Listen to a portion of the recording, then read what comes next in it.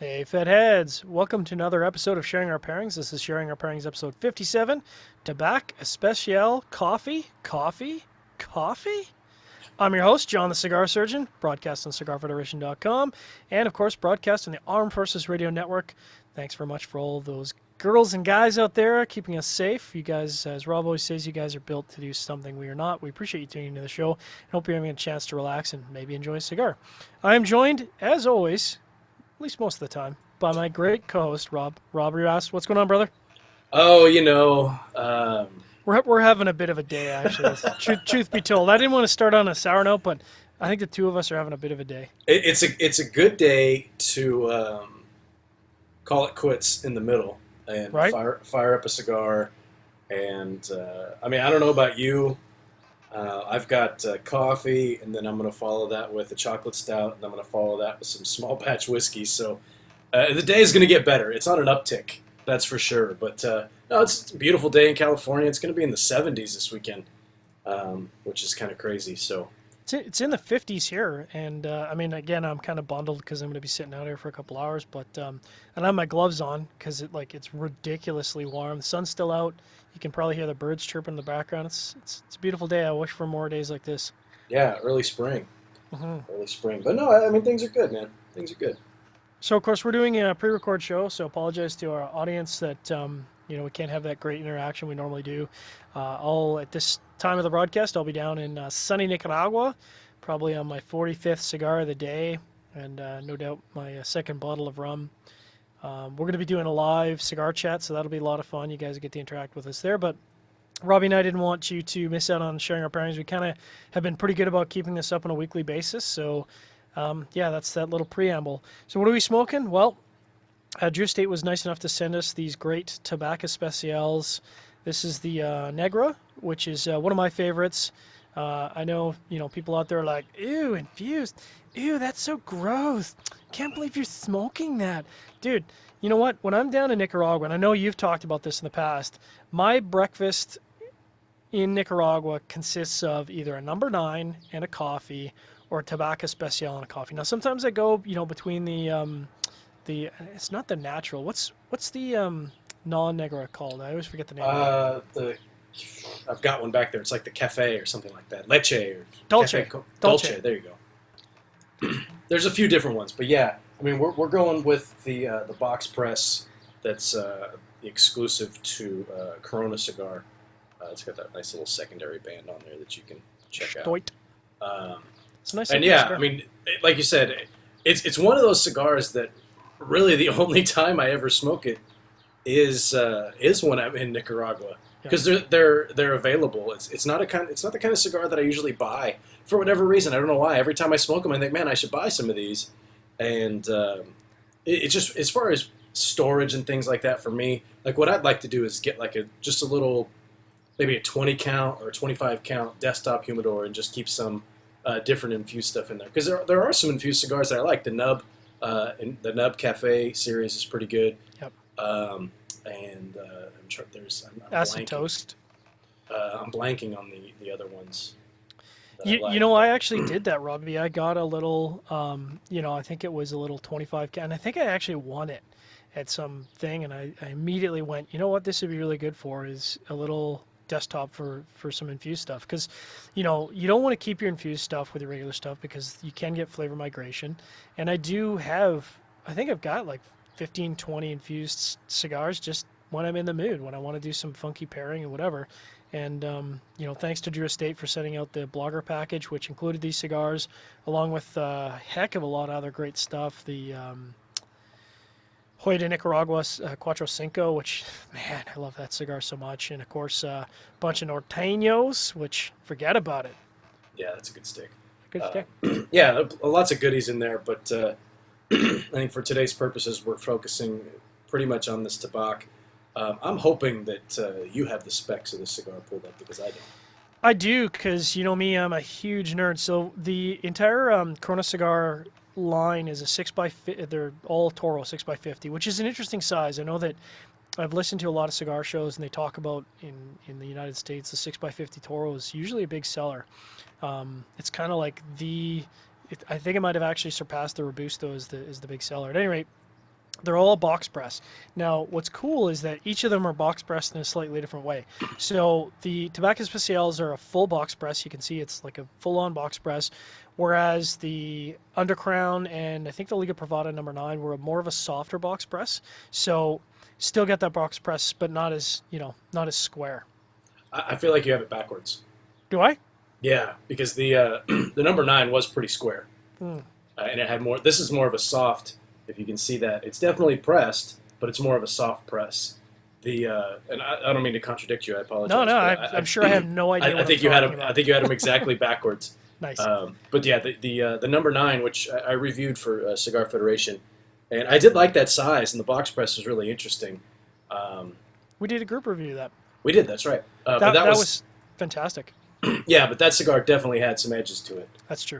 This is a much softer press on these. So there you go, guys. Disregard everything that comes out of my mouth. I have no idea what I'm talking about. But what I do know what I'm talking about is that I really enjoy this cigar with, like I said, this is, for me, the ultimate breakfast stick, especially when I'm down. Cigars just taste better down in Nicaragua. You know what I mean? Like, it's a little bit weird, but they do. They do. It's Absolutely. just how it is. So we're doing some cool pairings today. You're going with more traditional pairings. I'm going with more funky pairings. So in the spirit of coffee, what is that? That's right. That's my carafe. Oh man, it smells fantastic. So I've got some Mexican coffee here. So it's from Mexico. Girlfriend and I were down in Mexico back in March. Brought back some Mexican coffee. So it's spicy and you can smell it. Like it's got that great spicy cinnamon. In the theme of coffee, which is the question mark, of course, and a little bit of a tongue-in-cheek thing, the Japanese whiskey, the Nikka coffee malt. Now, not to be confused with actual coffee, that's this type of still that was made by a very famous Irishman. Coffee is his last name. And last but not least, I got highly recommended this from my local cool shop by Sean. He's the local beer guy there. It's from 8 Wired Brewing Company, who I know nothing about, and I'll have to look up. But they're from New Zealand. So that's kind of cool. And this is a double coffee brown ale. And I was kind of thinking, because the Tobac Especial is not a full in-your-face cigar. Like, I would definitely put it in the medium minus category, and I wasn't looking to have a porter. Like, I thought porter stouts or coffee, but that's going to be too much for this cigar. Well, we're going to find out. Well, we're going to find out. Yeah, because I'm going with a stout. I'm going with kind of like an everyman type of pairing. I figured this is kind of an everyman type of cigar.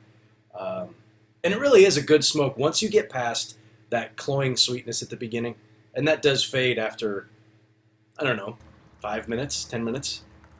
Can I be a huge jerk and say I'm just not I love the cigar, and I'm just not a fan of the sweet caps, and I'd love to see this cigar. I know Johnny Brooks talked about the naturals, and the naturals come, I think it's the dirt comes as a non-sweetened cap, but I'd love to see the Tobac Especials without the sweetened cap.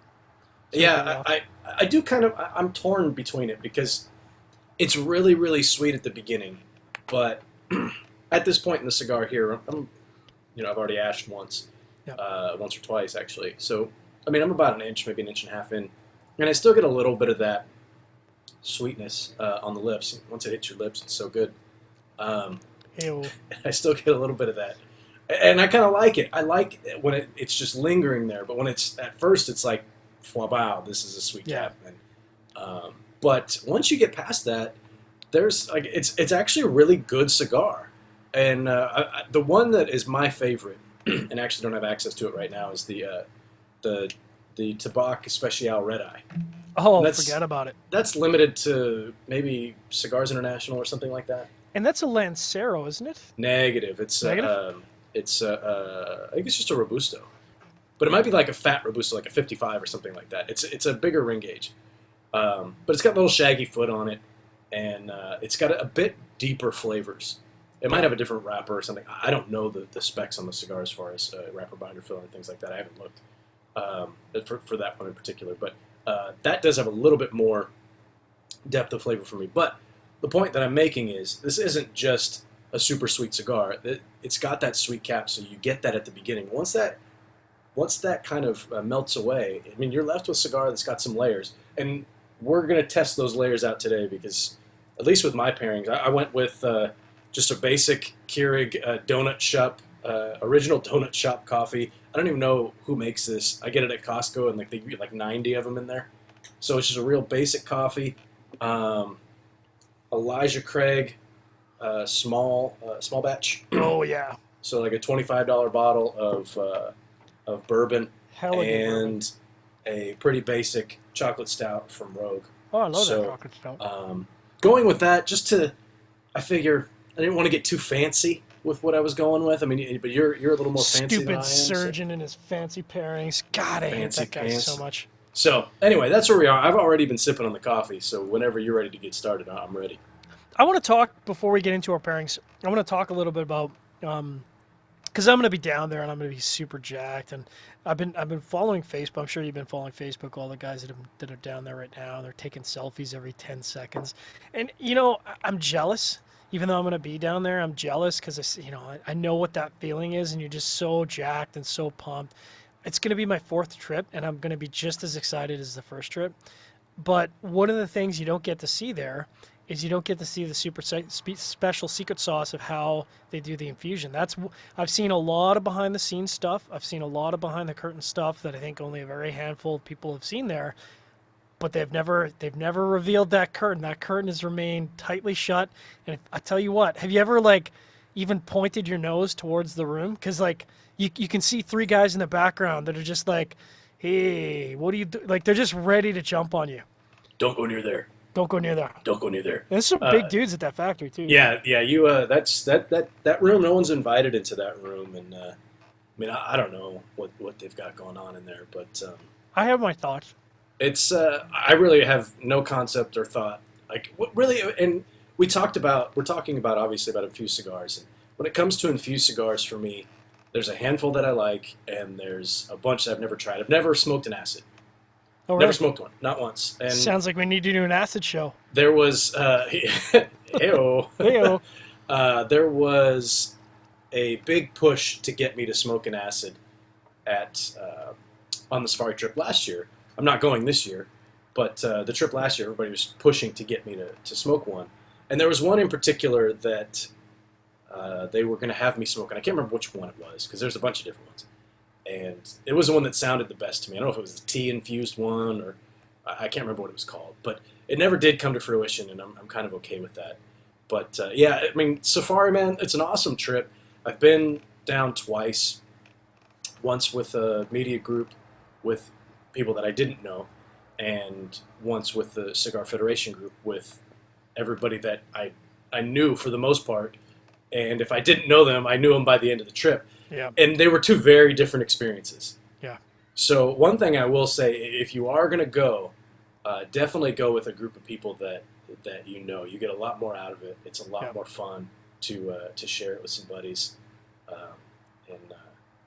and yeah, it's a lot of fun. I'm jealous. I wish I was going this year. I wish you were going too, seriously. In all sincerity, show aside, you and I have become really good friends, and it was super disheartening for me personally to know that you weren't going down because I knew that you and I would have just been up to no good. Yeah, it would have been fun. It would have been fun. So maybe in the future we can, who knows? We'll figure it out. Absolutely. We'll figure it out. But yeah, no, you guys are gonna have a blast, and hopefully you'll do the zip lining again because that was a blast, and all that stuff. So yeah, try to get into the infusing room, take some pictures. Maybe we'll see.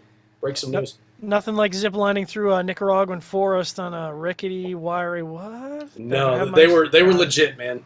They were legit. They did not screw around with the setup up there. And it's so funny. Jimmy and Tripp and I were sitting in the back of the bus on the way up there, and we were just totally psyching ourselves out.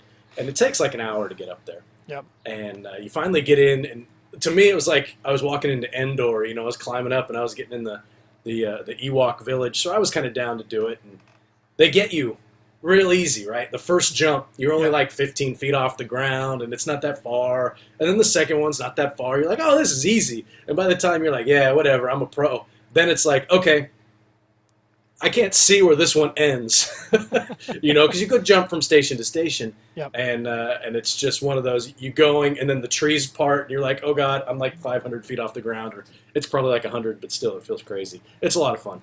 A lot of fun. Definitely worth the investment to go. I don't know what the tickets cost, are like $600. Yeah, or something like that. I think it's $100 less if you're a CRA member. which is a pretty good deal. I mean, Mhm. forget about it. I'm sure that I smoke that much in product alone, and I know I drink that much in rum alone. Absolutely. Absolutely. Yeah, the product. And you were saying that you roll out of bed and do the number 9. I'm more of a T52 guy or first thing in the morning. That's kind of And my lunch. That's weird because that's kind of my lunchtime cigar. I don't know. It's for weird. some reason, for me in the morning, the number 9's too spicy. Hmm. But that T52, it's just so chewy, and it's like having steak and eggs for breakfast. Like I feel like a champ after you have that. But I do throw back some of the Tabacs. The Tobac is usually my second cigar because I'll have Okay. the T52 while you're getting ready in the morning and kind of screwing around and walking around, getting your first cup of coffee, and then you sit down to breakfast. That's when I fire up the Tobac. Just a reminder to audience that you're tuned in, unfortunately a pre-recorded show, but we appreciate you tuning in anyways to Sharing Our Pairings, episode 57, Tabak Especial Coffee. Broadcast on cigarfederation.com and rebroadcast on the Armed Forces Radio Network, heard around the world, and of course on every podcast app. I've noticed, we just had Pete Johnson on, so we're recording on the Friday. We just had Pete Johnson on, and holy crap, the podcast downloads. I was looking at the numbers this morning because I'm kind of an analytical guy. And I know we're way off topic, but it's my show and whatever. The analytics were just off the charts, and this was like at 9 a.m. in the morning. I'm like, what is going on? And then I remembered, oh yeah, of course we had Pete Johnson from Tatuaje on. That's what's going on. It's like when we had JD on, just podcast went crazy. Yeah, I'm looking at the at the YouTube, looking at them YouTubes, and that show already has more views, and it hasn't even been 24 hours yet. Mm-hmm. Has more views than any other show that we've done this year, anyway. A quick shout out because we're talking about the Ipcpr, and I was going back to our Ipcpr coverage, and man, there are some interviews that we did at the Ipcpr, and the views on those is just insane. I was going back and looking at our podcast coverage too, and it was just nuts. People were just eating that content up, so I'm really jacked to do that again. Well, that's what happens when you provide the best video IPCPR coverage in the world. And Gauntlet is thrown. yeah, I'm pretty comfortable saying that we provide the best video coverage of IPCPR, and we don't really like to toot our own horns. And I think John, you and I talked about this. We should probably toot them a little bit more because we do work hard, and we might have faces made for radio, but we can't do anything about that. Can't It's do just how it anything is. about But that coverage, that the quality that you bring from a camera standpoint, and the equipment that we've got to work with, and it doesn't make your mad interview skills. I was going to say it doesn't make me a good interviewer, but at least everything looks crystal clear when we do it. Yeah, and I'm excited to see what we can do this year. But dude, let's jump in. My coffee's getting cold. I've been sipping away, so I'm doing the Mexican coffee. And if you haven't had Mexican coffee before, oh buddy, I love Mexican coffee. It's just got that. I'm drinking it black because you got that perfect balance. It's got a little bit of sugar in it. That's how they blend it. It's got, and I don't know what spice it would be. Like it's not a really hot spice. It's a very light pepper, and then some cinnamon and probably a little bit of nutmeg. And it's just so perfect. And it goes. I mean, I knew it was going to go well with this cigar, but I'll tell you what, I got to smuggle some of this down to Nicaragua and maybe try some out. But no, this is good. Coffee in the Tabak Especial is a no-brainer. Love the Nicaraguan coffee, but this Mexican coffee is going really well. Yeah, and and this was kind of the reason that I picked some of the stuff that I did. Again, original donut shop coffee, Keurig, K-cup, whatever the hell. Again, I don't know who makes this, and I think it's just like Keurig brand. I have no idea. Probably is. Yep. It's just a basic cup of coffee. It's nothing special. It's a medium roast, so it's not too robust in flavor, but it's not too light. I drink it black. I drink basically all my coffee black unless I'm in a mood for something else.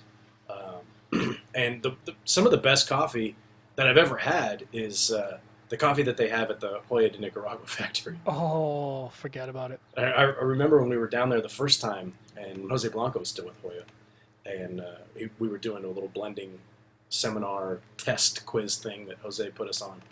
And he and I went back, and they had a little area, and they had a person back there serving coffee and sodas and things. help cleanse your palate and that kind of stuff. And I got a coffee, and he's like, "Oh, do you want cream and sugar?" I was like, "No, I'll just take it black." And he's like, "Wow, you're kind of," it's like, that's crazy for folks to come and drink it black, because it is pretty strong, but Yeah. a lot of flavor. This, very basic. It's like when you're at a hotel and you're getting the buffet breakfast and you get a cup of coffee. That's what it is. It's a restaurant cup of coffee, just a basic cup. Steak and eggs. Yeah, anybody can drink this. It's not too strong. It's not too light. Whatever. It is what it is. And I knew this pairing was going to be fine. And it's great, actually. It's bringing out some spicy notes in the cigar. The cigar is actually a little bit spicier than I remember. Yeah, it started out spicy for me too, and it settled down a little bit, kind of moved past that sweet cap. But I don't recall that. I don't remember that spiciness there, so it shows you how long it's been since, maybe it's been a year since I've last smoked one of these. Yeah, I'm kind of getting into the, maybe finishing up the first third here, and it does evolve. I mean, like I said, I think a lot of people might overlook because it's infused cigars, and for me, obviously as a reviewer, we smoke what we're given, and we like it. But I think as just a general human being, I enjoy trying stuff that's out of my comfort zone. And the tobacco, when I tried it, was out of my comfort zone, and I loved it. So, I would say to people who maybe have thumbed their nose up at an infused cigar and haven't tried it, try it out. I mean, you might not like it, but whatever, man. It's like 20 minutes of your life. Try it out. What's funny to me is when you go down to, and we keep going to Safari because now that's where my head is.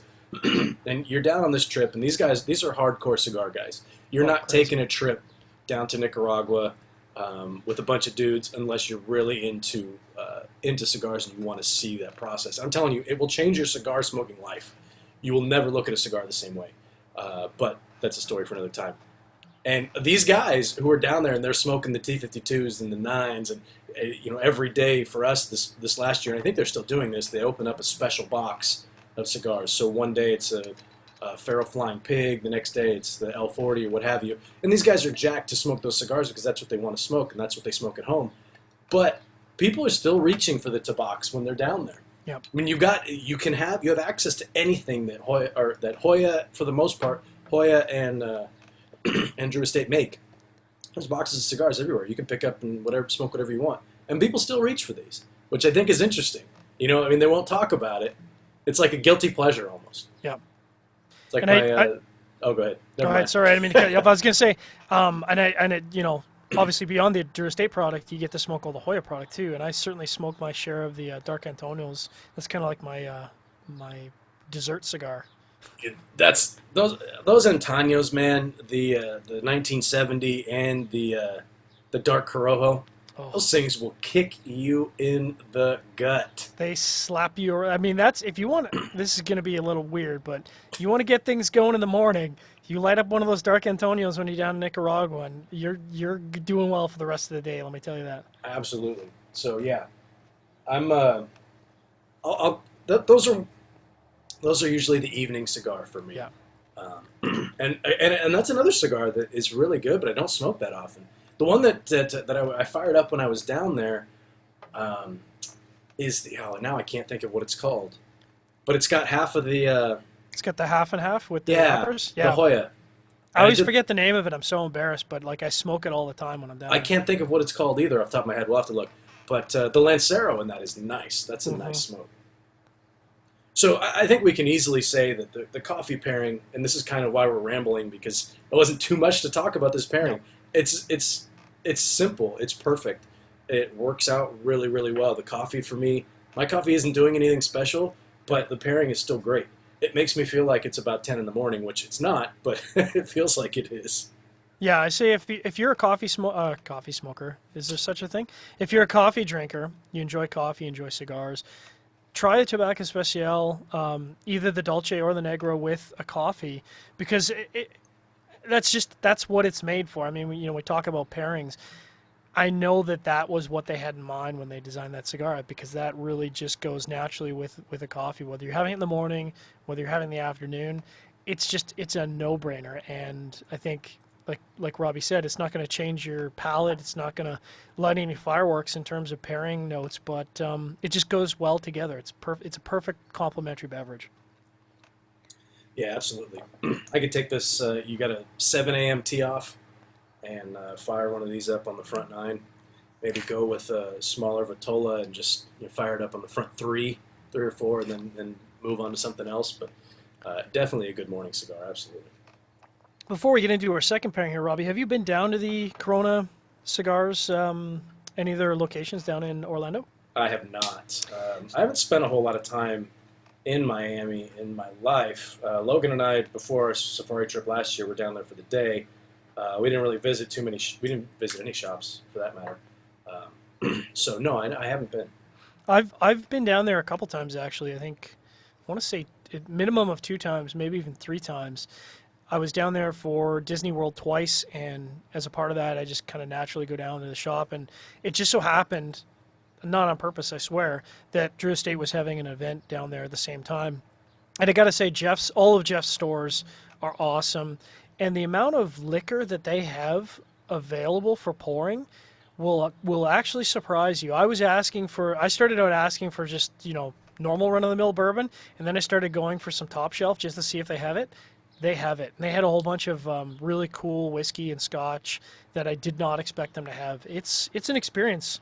And not last year, the year before I was down, Coop was there at the same time, so that was a lot of fun. I got to hang with Coop. And if you're in the area, you got to stop by one of the stores. I mean, beyond the fact you can get these exclusives, they have a ton of product. It's a cigar mecca for sure. Absolutely. I've heard nothing but good things. But like I said, I haven't been there. Did a quick little search here. The Hoya that we were talking about is the Cabinetta, and I don't know how I couldn't remember that. But is it like the number 66 Cabinetta? It's not. It's just the Cabinetta series. Just Cabinetta. Okay. And I mean, each size may be called something different. Yeah, they are. I mean, well, no, they don't. They don't have like a. I had the Lancero, but it's got. I had it backwards. It's got the Nicaraguan Habano Criollo on the cap. And right at the band, it switches to Ecuadorian Connecticut shade. So, very interesting cigar that, for whatever reason, doesn't get... they have a Perfecto Gordo. I've never seen that one before. Almost looks like a flying pig size without the cap. But, yeah, that's a cigar that doesn't get a lot of play for whatever reason, but it's a good smoke. Another one of those things that you smoke when you're down there and you've got access to it. Forget about it. Yeah. Whether that's your 7th cigar of the day or 13th cigar of the day, it's pretty enjoyable. You're tuned in to Sharing Our Pairings, episode 57, Tabak Especial, Coffey, broadcast on cigarfederation.com. Of course, the Armed Forces Radio Network listeners out there, we appreciate you guys.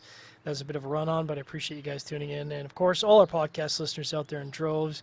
I was checking the stats today. We've got listeners from Indonesia, France, Germany, Sweden, Belgium, everywhere it seems in the world, people listening. Of course, we've got people tuning in from Nicaragua. We've got people tuning in from the Dominican.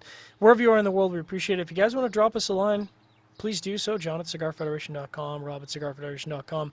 And if you're listening through iTunes, take a moment and write a review. We get sort of ranked based on the amount of reviews. Now, we're 5-star rating, which I think Logan was saying that we're the highest ranked cigar podcast on iTunes, but the only way that we can keep that up is by your guys' participation. So if you got a moment to do that, we certainly appreciate that. And we're talking about pairings here, Tobac Especial. So what are we jumping into next? Because I've got the chocolate stout and the bourbon. I would say whiskey second because I'm kind of looking at the strength of these beverages, and I'm thinking I'm going with the coffee brown ale last, and I'm thinking the whiskey is going to be a lot more delicate than that brown ale. Okay, I'm on board then. I'll start because I don't have a ton of information on mine. Did some searches, and it's funny, man. It depends. It really depends on the parent company of the bourbon that you're looking for information on as to whether you're going to find any real information on it or not. As I said, I'm going with the Elijah Craig small batch, and this I was just looking. They no longer have an age statement on this. It used to be the age statement used to be 12 years. Yep. It looks like now it's more of a mixture, bottled exclusively from bourbon between 8 and 12. So and like we've been seeing a lot of that. We've talked about that a lot on the show, and John, you can talk about it more intelligently than I can. But just for the purposes of today's show, this is like a well bourbon. It's $25 a bottle, give or take. It's so inexpensive. And it's actually really good. It reminds me a lot of, excuse me, of Booker's that Oh yeah. yeah and that comes out of Buffalo Trace. Yes. I'm just gonna agree with you. I don't actually know. I don't know off the top of my head either, but it's Booker's and Basil Hayden's and Baker's even. They all come out of the same distillery, and I can't off the top of my head think of which one it is. I think it's Buffalo Trace, but I may be wrong. Anyway, and Booker's that runs $70, $80 a bottle. This is 24, so it's kind of like a poor man's a Booker's, if you will. Has a little bit more of a spice to it. Like I said, there's not a lot of information on here. It's named for Reverend Elijah Craig, the man who discovered the method for making true Kentucky bourbon when he stored his wares in barrels that had been charred in fire charred. But that's really all that they tell me. They don't give me a whole lot of info. The small batch was first introduced in 1986, before the term small batched was ever popularized. So they're like the original small batch. But everybody says they're the original. On this, tasting notes are not giving me any, so I'm just going to tell you what I get. I mean, on the nose, spicy, definitely spicy on the nose, but you get a little bit of that sweetness in there as well. But you can that alcohol, it's alcohol heavy. It's not the smoothest. I mean, like I said, you're paying $24 for a bottle. Yep. So you're not breaking the bank. But anyway, I'm going to get into this. And you're going on the opposite end. You're highfalutin today. Well, kind of, but not really. Going with the Japanese whiskey, the Nikka coffee malt. Now, the coffee still is really well known in the sort of grain whiskey market, but what they've done, Nikka has taken this grain still and they've used it for Scotch whiskey. Well, it's not Scotch, but Scotch style whiskey production. So it's still what you consider a single malt, but they've done it with what's typically used for a grain whiskey, and it produces a really interesting spirit. And we featured it on the show, I think, back with Japanese Pairing 1.0. Make sure to check that out on our YouTube channel. And it's kind of in the same vein of what you're talking about. So it's kind of funny because we're on a little bit of opposite ends of the spectrum, but we're ending up in the same area because this is very spicy on the nose. It's got some fruity character. It's got a little bit of vanilla. And I've been having some sips, and it kind of hits you with a little bit of pepper spice up front. And then you get this wonderful little bit of fruity notes and then some sweetness. It's very delicate. You would think, based on the description, it would be very in your face, but it's quite delicate, especially, you compare it to scotches. It's very delicate. And this is kind of one of those ones where it's remarkably approachable on price. It's 45% ABV, which, I'm a big fan of. And I think it's working really well, which I kind of wasn't sure how this whiskey was going to pair with the cigar, because this, I wouldn't really think this cigar is good to pair with this particular type of whiskey, but it's good. It's very contrasting and complementing kind of all at once. What's interesting for me is it brings out some earthy flavors in the whiskey or the bourbon that I'm not used to. It almost dirties it up a little bit, and that sweetness from the cap, it's still there halfway through. I still get a little bit of that sweetness on the lips. It brings out that spice as well. So this plays. It almost has a cask strength feel to it with the sweetness from the cigar. It's making the flavors from the Elijah Craig almost a bit. I don't want to say harsh because that's not what I mean, but you know how when you sip on something that's cask strength, you don't put any water in it, you're Bites sipping you a little bit. Yeah, it's got a little bit more of a bite to it. That's a good way to put it. It still goes down real smooth, and it's still easy to drink, but it brings it to a kind of a new level of intensity almost. And I'm looking through. I was looking through some reviews of this Elijah Craig, and I'm definitely drinking one of the newer bottles where this barrel is. It used to say aged 12 years, Yep. right there in the middle. Now, just talking about that, sorry to cut you off there, Robbie, but That's I think the reason for that is they had some kind of incident at one of their at the distillery. I think it was about 4 or 5 months ago, and I think they had a fire and they lost a ton of product, and I think that's part of the reason why they've had to switch away from some of the longer age statement stuff, which is disappointing because we've had that 12-year, and that 12-year was probably the best value bourbon in the market, bar none. Yeah, I'm gonna keep an eye out for it now. Actually, I hadn't really thought about even looking for it with the 12 on there. The press release that I saw that was talking about the new bottle and without the age statement was just from this earlier this year, I believe. So it's from 2000, or maybe it was 2015. Not exactly sure, but it's a relatively recent change. So yeah, and it's got some really high reviews. For the price point, it's tough to beat. The pairing, it's not great, but it's kind of what I expected. I wanted a bourbon that had, excuse me, a bit more spice to it. I didn't want anything that was too sweet.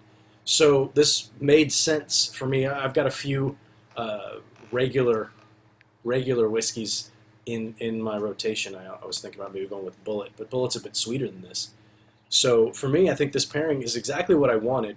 If I'm sitting at a barbecue or if I'm sitting down in Nicaragua and making this pairing, I'm feeling pretty good about it.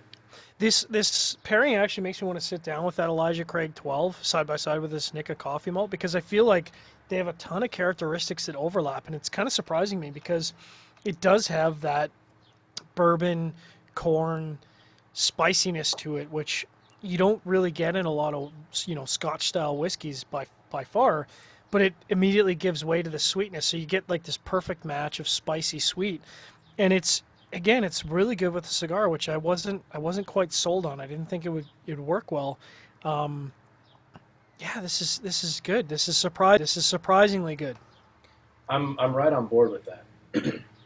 Although it's how I expected. It was the way I expected the pairing because I have smoked the cigar before and I have had this bourbon before, so I figured. I mean, obviously I've had it because it's halfway gone, but I was anticipating that the flavor profiles would work together, and for once I was actually right.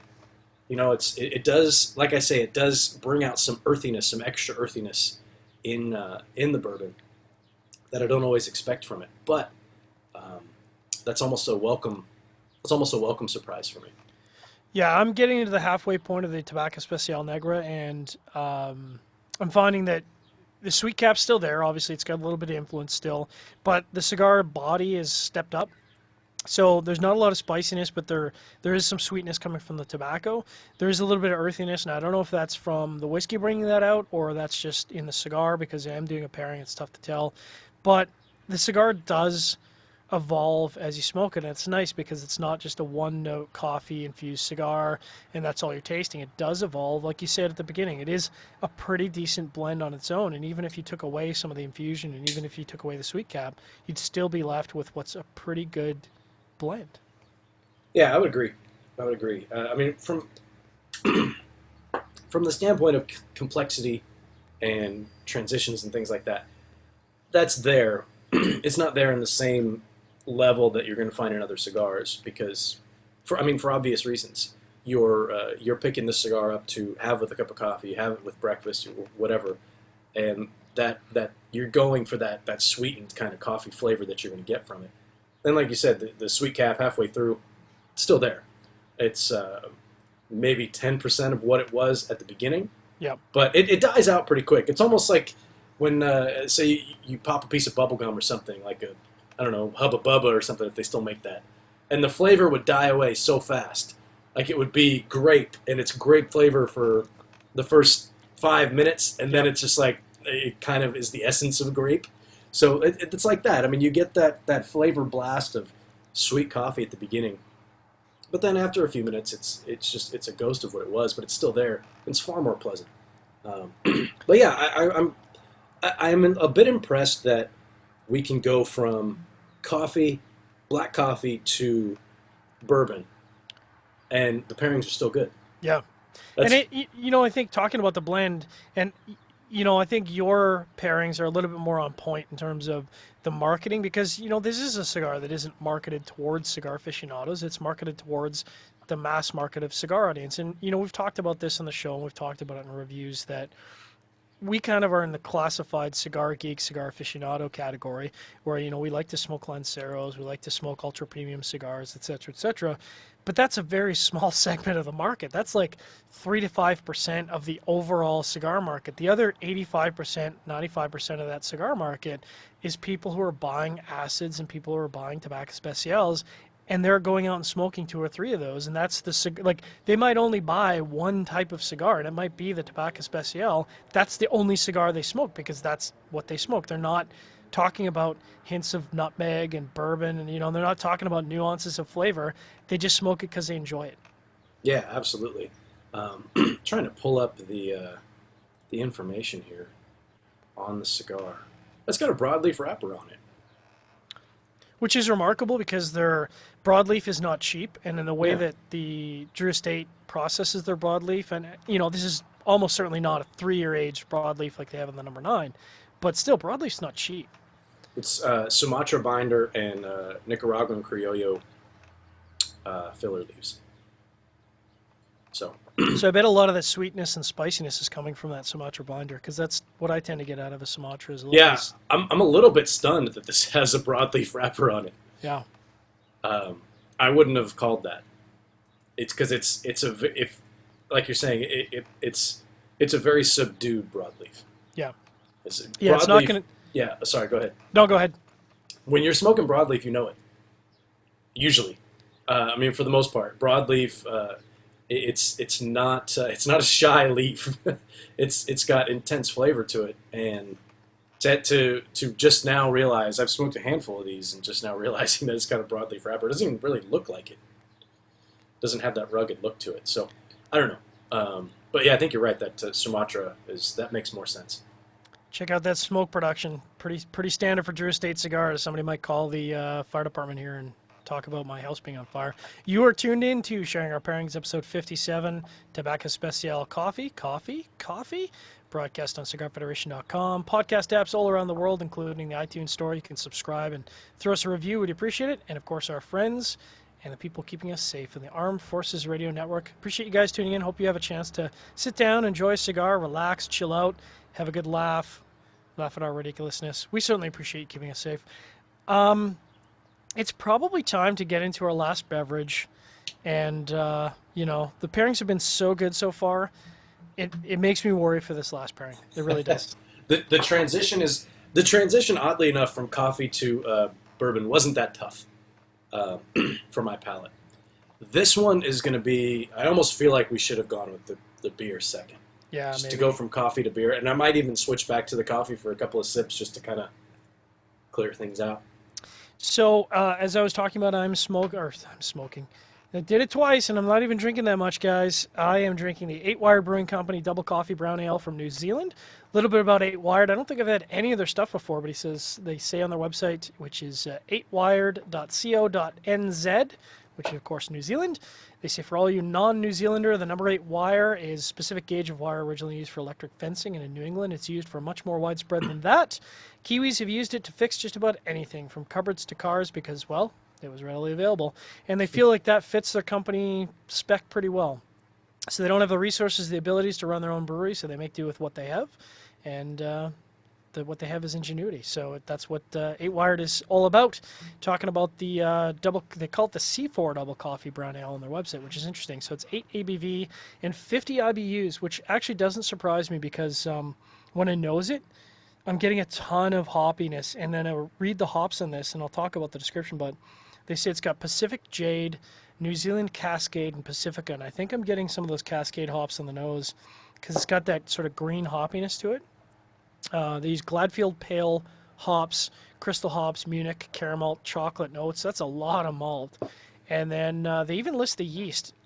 Kudos to you guys for listing all this information. I love it when breweries list all this. It makes my life so much easier. They use Y Yeast 1272 American Ale number 2. And then they have something I've never seen before, which is SRM 18. Quick little bit about the coffee. I know I'm kind of running out the mouth here. It is a hoppy brown ale that complements both the roastery and fruity aspects of coffee without putting up too much of a fight. The coffee itself is selected in collaboration with Christchurch, which is a city, institution C4 Coffee, and consists mainly of lightly roasted, delicate, and floral Ethiopian beans. I love Ethiopian beans, so I'm looking forward to taking a couple sips of this, and I really hope that it pairs well. What are you drinking there, Robbie? Let's see. I've got the camera locked on yours, and I'm just looking something up here really quick. Yeah, the SRM is the color.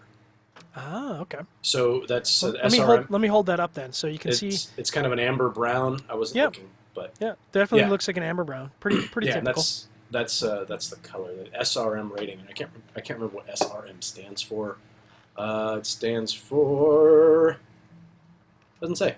Oh, standard reference method, and it's the color that they use this for beer. So, Nice. 2 being a pale straw, and 40 being a black. So I don't know that. Yeah, it doesn't look like they list the SRM on the Rogue website. It's one thing that they don't list. But based on this, I would say it's probably an SRM of about 30, which is a deep brown, not quite black. So Um, jealous of those glasses. that's the one thing that's not kind of an everyman part. Well, that and the Glencairn glass, I guess, is not kind of your standard thing. But Just to break in there for the whiskey drinkers out there, get yourself a couple of Glencairns. They're super cheap. You can get them on Amazon. I think they're like $7 or $8 a piece, and yeah, they'll enhance your whiskey or bourbon experience for sure. yeah, and you kind of have to stick your pinky up in the air when you drink because Yeah, they're not that big. So you look. I don't know if that makes you look cool or not, but whatever. don't judge. So, like I said earlier, I'm going with the Rogue Chocolate Stout. I'm not sure. I know we've featured Rogue on here times. I'm not sure if we featured this particular beer or not. I love it. It's great. Yeah, this is really good. I actually have one of their double chocolates, but that's a 750 milliliter bottle that I just didn't feel like cracking open. Yeah, But no kidding. yeah, they've been. I mean, Rogue has been around for. It looks like they started their brew pub in 1988, so they've been around for a while. And they do spirits, they do sodas, they do ciders, they do all kinds of stuff. To talk about the chocolate stout, it's an American stout, and they recommend that you pair it with beef or dessert, which I guess we're kind of It's kind of desserty. kind of dessert, yeah. Yeah, Tasting notes: it's ebony in color, with a rich, creamy head. Which I mean, creamy. as you guys can see, it's got that rich, creamy head. Some nice lacing on there too. Kind of holds on really well to the side of the glass there. Let's see. Earthy flavor of oats and hops that gives way to rich chocolate truffle finish. It has 11 ingredients. They've got a handful of malts here. 2 rows C120 chocolate and Rogue Farms Dare and Risk malts. So that's a lot of malts. Rogue Farms Rebel hops, rolled oats, roasted barley, chocolate, free-range coastal water, and Pac-Man yeast. Pac-Man. Yeah, I do like a Pac-Man yeast. Let's see. It is 5.8 ABV, 69 IBUs. What is AA? Ah, shoot.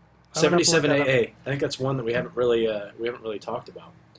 Is the AA? I have to look that up. That's all stuff I should know, given that I'm a master brewer now, after having brewed one batch. You see that I tried to sell Pete on Tatuaje craft beer, and I'd come down and be his master brewer. Dog, you were all over that. I was actually expecting, I I'm was in. half expecting you guys to toss out sharing our pairings invite, just get them on the show, do some wine pairings. But Oh, that's a good idea. I mean, Logan chased Pete for like what 2 years to get him on the show. I mean, super happy. He's such a cool, approachable dude. Yeah, Yeah. and we I think we played that up a little bit. It wasn't, not once did he ever say, "Hey, no, I don't want to do your show." It wasn't like that. It was just, No. He's you a know, busy dude. you can, yeah. We were talking about travel miles offline before we got on the show, and he is on a plane a lot, like a lot. So yeah, it's he's not easy to get in one spot. So it just so happened that the stars aligned, or whatever you want to say, to finally get that to happen. But I'm really glad that it did, and hopefully, I mean, he was eager to hang out. The show was almost 2 hours, so, and it was, I kind of had to end it at one point, because it's like, okay, I had people in the chat room saying that the batteries were dying on their computers, so we had to end it at some point. But anyway, I'm going to get into this Rogue Chocolate Stout and see how this pairing fares. How's yours working out? So I'm going to talk a little bit about this beer pairing, and this is actually remarkably good because I'm glad I didn't go with a stout. I feel like a stout probably would have run this cigar over. I do love a good brown ale. there's that nice nuttiness. This is a little bit more rich than what I'm used to in a brown ale. I think the coffee definitely elevates it, and the hops they've chosen are really interesting because instead of finishing with that sort of nuttiness that I'm used to with a brown ale, you get a little bit of that fresh hoppy, and hoppy is a little funky to be pairing with this tobacco. So I wouldn't say it would be my favorite pairing in the world, but it moves me out of my comfort zone, and that's, part of the fun of sharing our pairings and part of the fun of pairing, I think. So this actually elevates the beer a lot, if that makes sense. Yeah, I didn't really expect it. And frankly, we've talked about the Rogue Chocolate Stout. And for me, when I jump into any kind of sweet stout, I want it to be sweet. Mm-hmm. And not to the point where it's like, oh God, I can only have so much of it. But I want that chocolate if I'm going for a vanilla bean porter. I want that vanilla. I want to taste it. Yeah, don't wave the vanilla beans over top of it. Dunk those babies in there. Yeah, I want that flavor. And if, like, when I've talked about Young's double chocolate stout in the past, and I know we've done that on a show, it's a good stout. It's a London stout. It's a very London stout. Yeah, which is just so light. Yeah, and it's got some body to it, but the double chocolate moniker is very misleading. Because I think make it quadruple chocolate. It's not enough chocolate for me. Yeah, it's good, and I enjoy it, and I'll still, I mean, for the price especially, but I'll still seek that out, and some days I'll want that. But for the most part, when I'm grabbing a chocolate stout, I want to taste that chocolate. And I kind of felt that the Rogue Chocolate Stout, the first few times I had it, was a bit of a letdown in that department if you're expecting it to be really sweet or really chocolatey. But the cigar is bringing out a lot of that chocolate note, and it really has elevated it. Now, this has also been sitting in my fridge for about a year, but I don't think that the chocolate's going to get more pronounced over a year. Maybe it would. No, I feel like it would get more subtle. Yeah. I mean, I know you should give way. I know you lose. You're going to lose vanilla, especially I forget who I was talking to, but if vanilla bean is used, that's going to, within like 2 years, that'll be gone.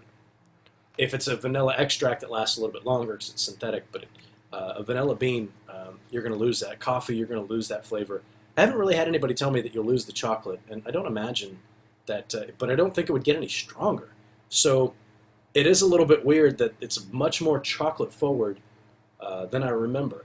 It is running over the cigar a little bit, but I'm getting some more spicy notes out of it, and it's enjoyable. I'm not mad about it, but it doesn't feel right, if that makes sense. Circling back on your question about what AA is apparent attenuation. And I don't think we've had this term on any of our beer shows, which is quite surprising. They say, and this is on howtobrew.com, this term is usually given as a percentage to describe the percent of malt sugar that is converted by the yeast strain to ethanol and CO2. So that's kind of interesting. Most yeast strains attenuate in the range of 65 to 80%. Okay, I get it. So what they're saying is it's a measure of how much of that yeast is stopping to convert over into sugar. So they say more specifically, this range is the apparent attenuation is determined by comparing the original gravity and final gravities of the beer. That's interesting. Yeah. Okay. Yeah. So it's almost to break it down like to the barest of the basic of levels. It's almost telling you how effective the yeast was at doing its job. Which, I mean, is really ultimately going to determine how sweet that beer is, because the less sugars that it converts over to ethanol, the sweeter the beer is going to be, and obviously the less boozy the beer is going to be. Absolutely, yeah. It's going to determine exactly how sweet it is and the ABV. So you caught me just as I took a nice mouthful. We don't usually do that. We're usually pretty good about our timing. We've done so many of these shows. It's a very funky double coffee brown ale. You see a brown ale and you're like, brown ale, pretty easy drinking. It's way more complex than a typical brown ale for me. I think the hops really elevate the complexity. Maybe not the best, because I think hoppiness is just the wrong way to go with this cigar. I get a lot of lingering bitter hoppiness, and that might be that Cascade hop. Not really the right way to go. I went with the brown ale because I was worried about running over the cigar, and now I kind of wish I had cracked one of them delicious coffee stouts. Whoops. Yeah, it's the more that I sip on this, the more I'm kind of digging it. It's this chocolate stout all of a sudden is really good. It's Wow. super super smooth, and man, when was this bottled? Does it say on here? I'm curious now.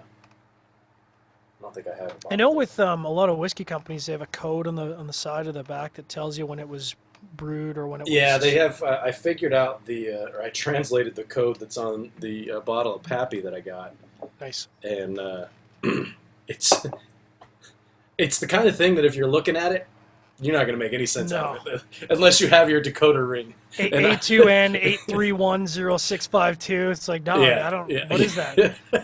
No, but it's interesting though from that particular code that's on that bottle, and it's the only time I've ever really researched that. But it tells you the day it was bottled, the time it was bottled, the row that it came out of. So I Wow. could go back to find out exactly who bottled it, and it's pretty interesting. Pappy But doesn't mess around. yeah, they don't screw around. Yeah, it's funny, man. This is 10 times better than the last time I had this chocolate stout. And Wow. I have a feeling that if I went out and bought a new one right now and tasted it, it wouldn't taste the same as this. But I don't know if it's the fact that it was aged for a year or the cigar, but it's super smooth. It's it's got a nice texture to it. Hmm. It's very chocolate forward. I'm not getting much else. I mean, there's not those typical stout type flavors in there, and I think it's just because the cigar really isn't allowing a lot of that to come forth. Yeah. But it's bringing out some nice characteristics in the cigar as well. The sweetness in the cigar kind of goes away because it's elevated or they're canceling each other out. Maybe I'm not sure, but the sweetness is definitely elevated in the stout, and the spicy characteristics from the Tobac Especial are coming out. So it's getting better. So this is almost certainly the best brown ale, I think, or one of the top 5 brown ales I've ever tasted. I Well, you think. haven't had the brown ale that I just bottled, my friend. No, that's true. And maybe when we're down in Vegas, we can do some spirit swaps and some beer swaps. Things are going to get a little funky as we talk a little bit about our IPCPR coverage coming up in the coming months. We'll reveal a little bit more about what we're doing down there, but we're going to have a little bit more free time to get funky in Vegas. We're going to do some interesting stuff. We're going to have some chance to talk to people in the evening instead of slaving away in the hotel till 3 in the morning, wandering the streets of New Orleans at 2 in the morning trying to That was find fun some though. beer. That was fun. We didn't get stabbed, so that was good. There's no stabbing. I always like every time we turned down a street that was a little bit sketchy looking. John would say, "Oh, so this is how this." Let me tell you about the time that Rob and John got stabbed. Yeah, this is the great story about the time that Rob and John got stabbed in New Orleans. Yeah, It's check funny it out. that Check out there my was story. one street, and I don't know if we were in like if we were in like the warehouse district or what, but it was sketch mode, and neither one of us said it, but we both kind of picked up our pace a little bit, and as we were going down, it's funny. Like on the other side of the street, there was a I know there was a bottle shop that had an area outside that had like all kinds of Christmas lights and stuff up. That I really wanted to go to, but we were heading somewhere else. We never got back to go back around there. And I think there was a distillery over there too, or like a storefront for a distillery. So it's pretty cool. You never know what you're going to find. Just because it's a industrial type neighborhood doesn't mean you're not going to find something cool. No. So appreciate everyone tuning in to Sharing Our Pairings episode 57. Again, apologies we had to pre-record, but it's tough to do. We're going to be doing our live cigar chat show from Nicaragua, and as scheduling goes, it'd be really tough to make a pairing show work down in Nicaragua. We'd maybe like to do it in the future, but just to be safe, we want to deliver you guys quality content. So appreciate all our Armed Forces Radio Network listeners out there. Quick hits, Rob. Favorite pairing of the night? I would have to go. Well, I don't know. I'm coming around on the beer. The bourbon and the beer, I think I could just say that they both work. Yeah. Coffee's too easy, so yeah. Coffee's too easy. I agree. The Nikka coffee malt whiskey was surprisingly good. In fact, surpassed what I possibly could have appreciated out there. I'm going to say that's my favorite of the night, too. As we say on the show, and appreciate you guys tuning in, make sure to check out our event schedule. Drink better, but drink less. So, yeah, talking about New Orleans shit, we were There were a couple times we turned down an alley, and I think I made the comment I was like, this looks like the set of something off of CSI. Like, like I feel like some guy got stabbed or run over by a car or some shit. There's a couple alleys like that, but we really you commented that we had a homeless guy come up to us and ask for money, and I think you were like, "Nah, man, sorry, we don't have any cash," and he was like, "Yeah, sorry to bug you," and we're like, "Did that guy just apologize?" Yeah. Yeah, So it's a cool town, and we talked about it. Vegas is very different. yeah, And when you're cruising around in Vegas at 3 in the morning, there's no shortage of people on the street, no. and you can find all manner of all manner of sin is easily accessible, if you will. But it's going to be interesting this year. I'm looking forward to it from the standpoint of I feel like we finally have maybe a game plan, and we've learned from our previous shows, and we're going into this one, and I feel like I have a little bit more of an idea of what to expect. Well, I think the biggest issue is that, and this sounds probably a little cheesy, but we're not. Robbie and I have daytime gigs. Like, we have jobs. We work for a living. So it's kind of like, this is a really terrible analogy, but it's almost like the reserves. Somebody who serves in the reserves. Those dudes have a daytime job. This is not their full-time gig. And for us, Cigar Federation is not our full-time gig. So the thing is, it's a huge passion for us. And, we don't want to get away delivering half-assed content. So, I talk about and I whined about, being up till 2 in the morning delivering videos. But I want to do that. I don't want to deliver, and I know Robbie doesn't want to deliver half-assed content. We want to make sure that, like we say, best-in-class content covering the IPCPR. That's our goal. Yeah, and just to kind of expand on what I was saying, I mean, this will be my 4th show, 3rd for you. Yeah. And what I mean by, I feel like we have an expectation of what I have a good expectation of what we're capable of, in the sense that we did the show in Vegas the first year that we had you doing camera and stuff, and the camera work was great. Everything looked good, but our audio kind of sucked. Oh, it's janky. So we addressed that problem last year, and our everything about our video was awesome. We had great. It was great audio, great video, great guests. All that was great. So I think the difference is going from Vegas to New Orleans. While we were prepared, I wasn't necessarily. I didn't know the lay of the land. Yeah, and that's true. The venues are so different. Yeah. I mean, Vegas is a big square. It's a big box, right? Mm-hmm. But New Orleans is like, it's just a big rectangle, super long, not so deep, but crazy long. So it's a lot of back and forth, and it's amazing how much that can impact your entire day. And if you don't have things planned out right, then there's a lot of running around. But we've got everything tight as far as video is concerned. So we've got all the equipment. We're going back to a venue that we're familiar with because we've both been there before. And I think we're just going to knock it out this year. I'm pretty excited. Yeah, what did we figure out and we were talking about it throughout the show, but what was the venue length? It was like 1.4 miles or some shit. It was crazy. The building we were in had the longest hallway in the world, or one of the longest hallways in the world, because it was just a huge venue. And we were walking from one end to the other like 3 or 4 times a friggin' day, easily. Yeah, and it's that. Well, let's go talk to so and so. Yeah, they're right over here, but it turns out they're a mile that way.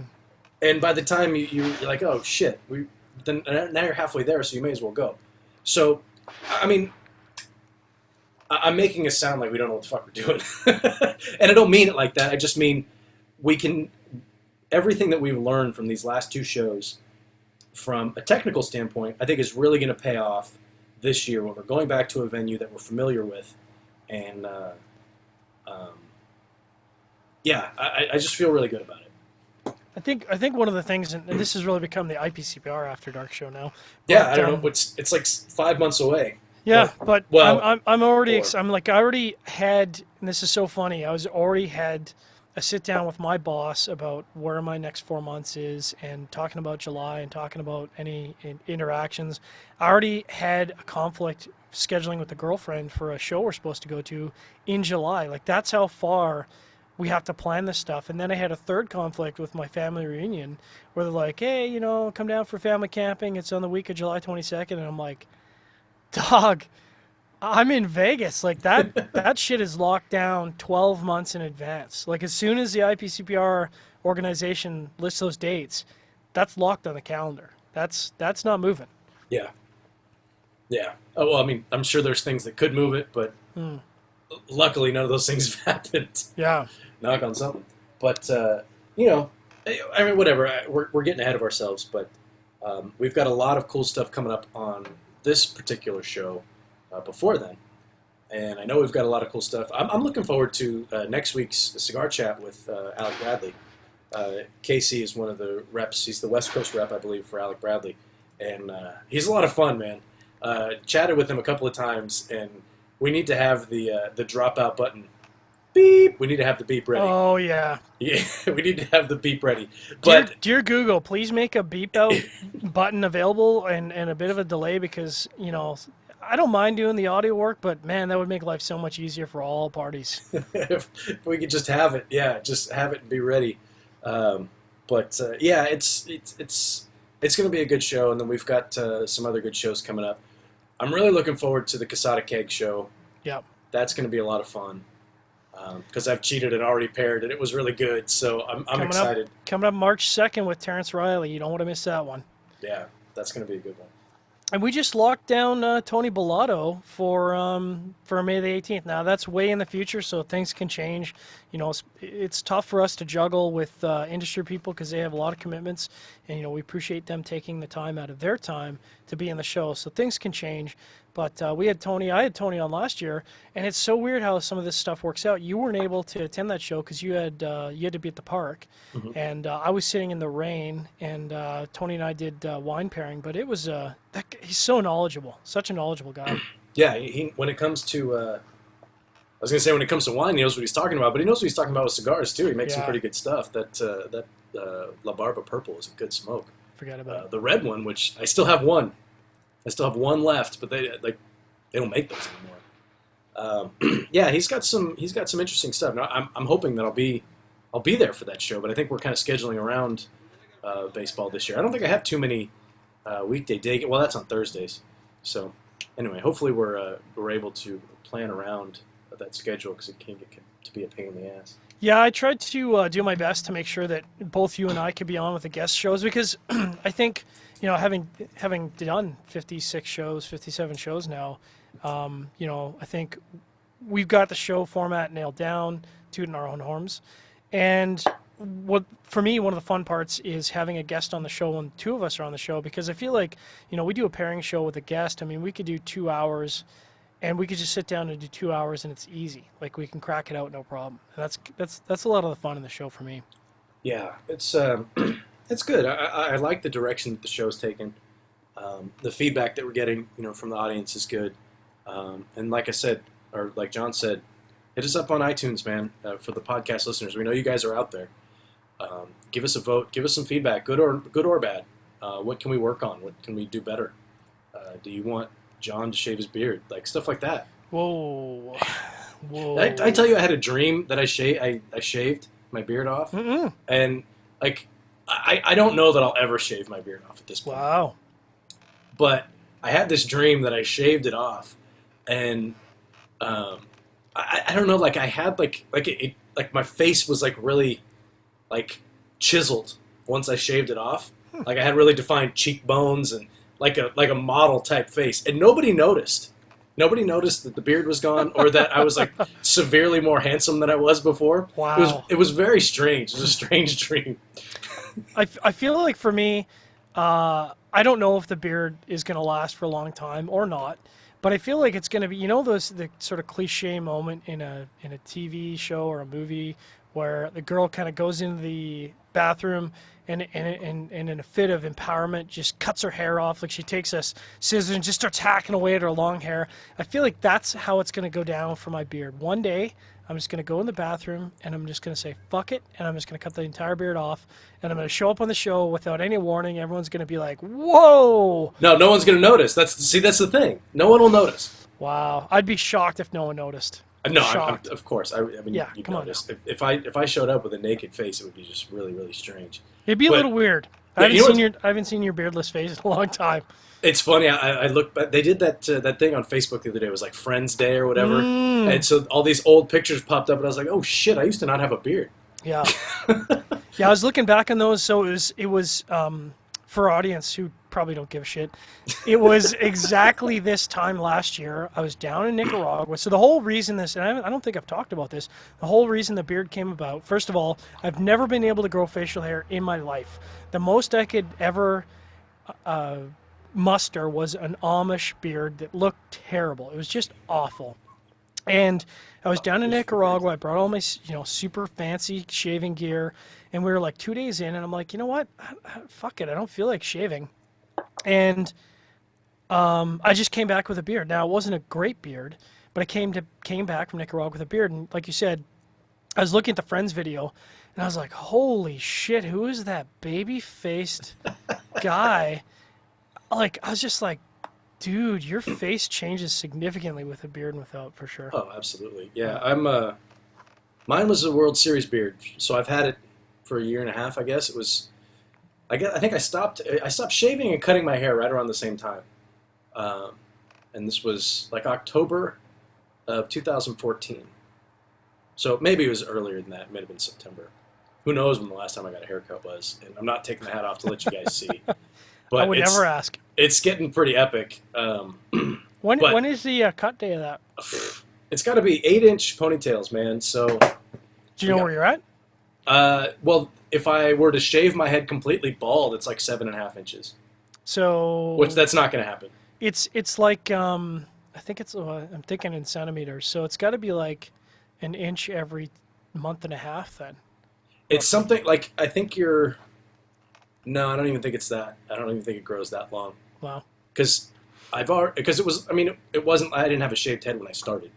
I can't remember what it is. It's like 1 or 2 centimeters a month, something like that. Yeah. So that's what I was thinking. It's a really centimeters. Yeah. I have no idea how many centimeters are in an inch. So let me ask you this, because we're fast forwarding here. Number one, do you think you're gonna cry when you get your hair cut? No. Number two, do you think you're gonna go crazy and get like the Picard? No. No. No. No. Okay. Now here's why. You're to say that since you used Picard as an example. You gotta use the Picard. I'm gonna assume that you're a little bit of a sci-fi guy. Now, do you remember the show Alien Nation? Oh, brother, absolutely. That was so cheesy and so fun. Oh, it is cheesy. But do you remember their heads? Yeah, huge bulbous heads. That's how I would look if Daddy shaved his head. It's whoop, like the shape of my dome is all kinds of fucked up. See, you know what's funny about that is I have a ludicrously small dome. Like I have a child-sized dome. You do have a really small head. It's so fucked up. I have no idea why, but like every time I've gone for a cool ball cap or an NFL cap, I'm like, dude, these caps, this brim is like half the size of my face sticking. It just looks stupid. I look like an idiot. But I try on a child-sized cap, like the largest child-sized cap. It fits perfectly. So, if you want to send me a cap, send me a child-sized cap. But I know, number one, I maimed my head something fierce as a kid. Like I have notches and gouges and just all kinds of nasty stuff going on my scalp.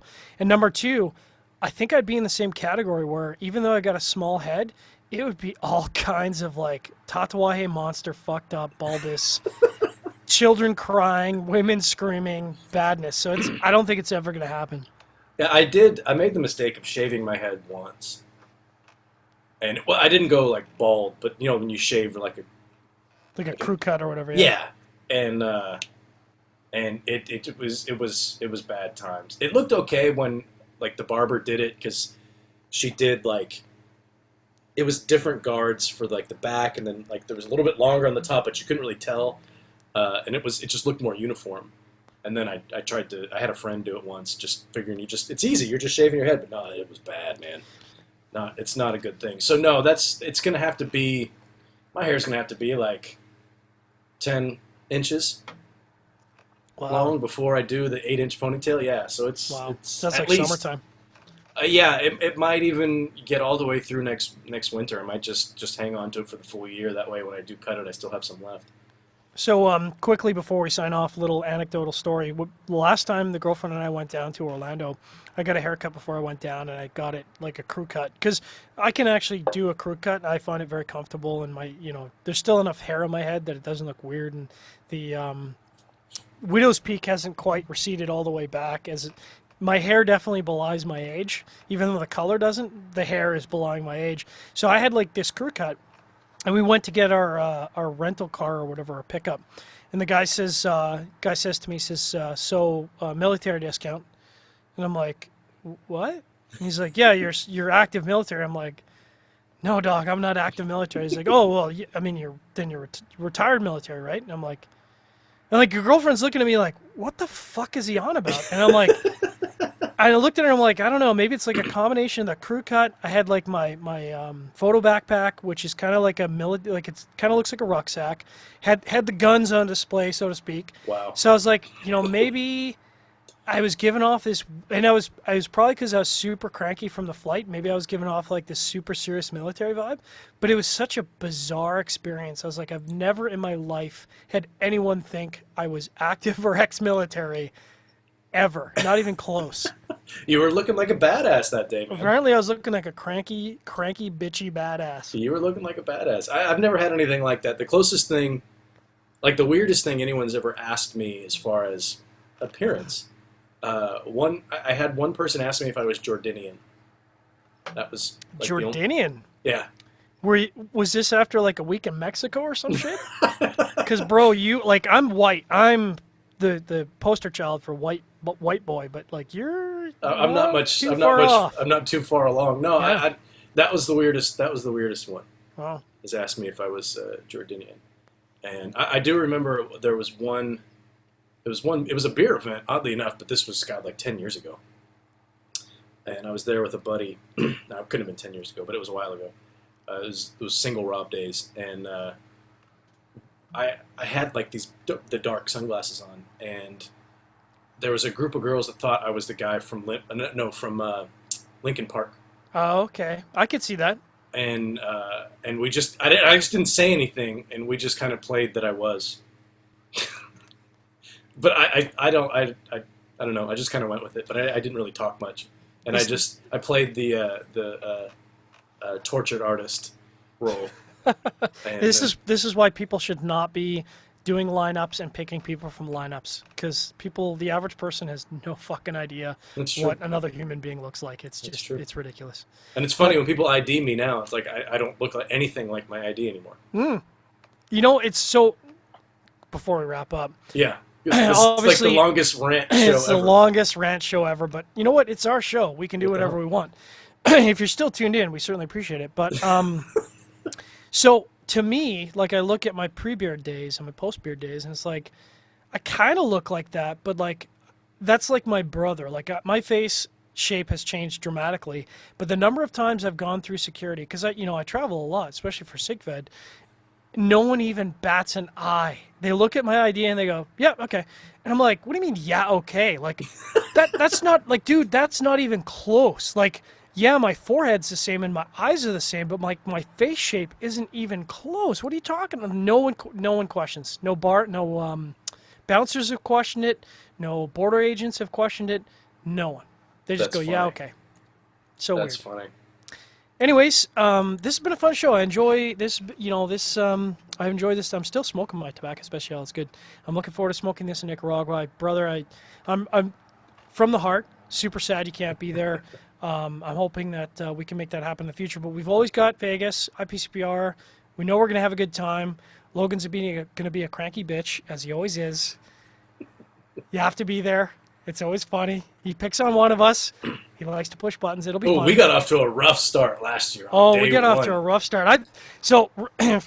And again, we're still going here. So for those who aren't aware, I'm a pretty even keel guy. Rob is a super even keel guy. I mean, you absolutely exude laid back California, whatever.